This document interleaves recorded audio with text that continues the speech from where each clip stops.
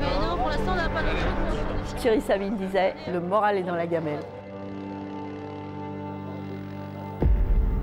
En 79, pour le premier Dakar, les concurrents n'avaient rien, strictement rien à manger.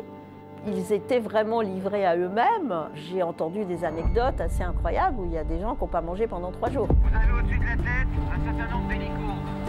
Allez, ok, à ce soir.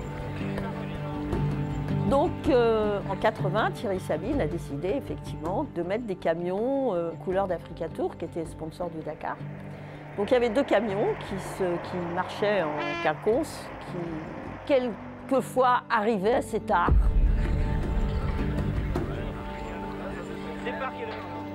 Et on arrivait et on voyait ce camion et on voyait donc il y avait un plateau, il y avait une énorme gamelle, c'était le couscous traditionnel. Et il y avait un homme qui remuait avec une grande cuillère cette grande gamelle et qui me faisait penser à Obélix et la potion magique.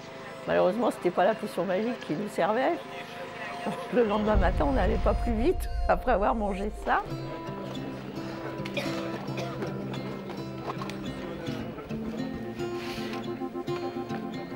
C'était l'occasion de se retrouver, c'était l'occasion de discuter, c'était l'occasion, alors comment s'est passée ton étape, est-ce que tu as des nouvelles de trucs qui n'est pas encore arrivé.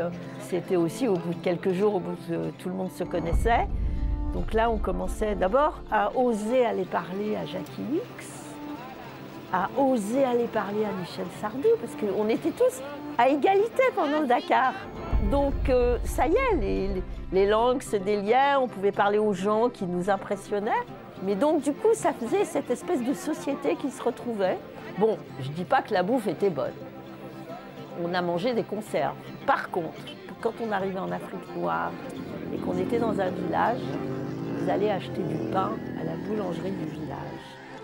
Et ce pain, c'est un pain africain, légèrement verdâtre, très lourd, et j'ai encore le goût dans la bouche. C'est magnifique.